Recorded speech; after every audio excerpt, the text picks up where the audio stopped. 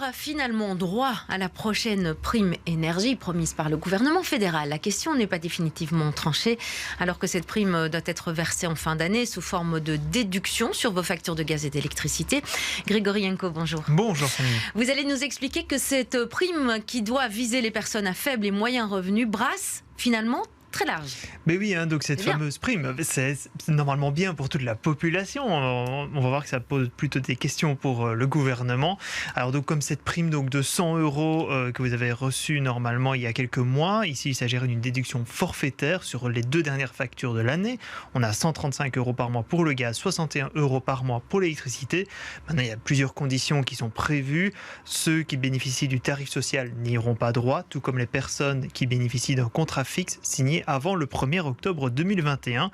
Et comme le rapporte l'Écho, des plafonds ont donc été établis pour permettre aux ménages qui gagnent trop pour le tarif social, mais qui souffrent quand même de la crise, de bénéficier de ces primes. Mais selon plusieurs économistes justement interrogés par l'Écho, les calculs menés par la fédérale autour des revenus et des déciles font que quasiment tous les Belges risquent de bénéficier de ces primes. On serait donc loin de la mesure ciblée évoquée.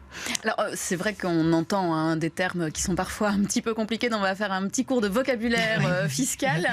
Qu'est-ce qui représente en fait ces déciles? Alors les déciles, donc, c'est la distribution de l'ensemble des revenus de la population belge en 10 parties égales. Donc le premier décile, c'est le salaire au-dessous duquel se situent 10% des salaires belges. Par exemple, le 5e décile, c'est le revenu médian belge. Donc on est autour de 37 000 euros net imposables par an pour une personne isolée. Et donc le net imposable, donc c'est le revenu brut sans cotisation NSS, sans les dépenses professionnelles et déductibles. Et c'est ça qui fait que la mesure ciblée par le gouvernement fédéral va finalement toucher beaucoup de monde. On parle des personnes au-dessus du 2e décile jusqu'au 9e, voire 10e, donc le plus haut finalement. Ce qui coûterait donc des dizaines de millions d'euros à l'État belge. Et donc ça pose des questions sur, alors que cette mesure devait être ciblée et finalement être limitée, elle risque d'être beaucoup plus large. Alors, est-ce qu'il n'y a pas une autre méthode pour mieux cibler les ménages qui auraient le plus besoin de cette prime? Là aussi, les économistes se posent la question parce que tout le monde n'a finalement pas la même consommation énergétique.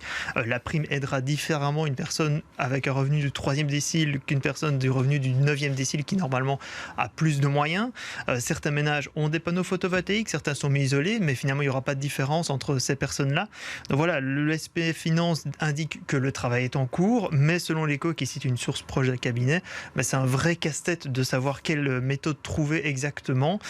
Donc voilà, les discussions sont toujours en cours pour trouver une méthode équitable, mais dans ce contexte de crise, cela s'annonce quand même très urgent. Bon, merci en tout cas pour tous ces détails. Ça valait vraiment la peine qu'on fasse le point sur cette fameuse prime énergie qui nous concerne manifestement tous.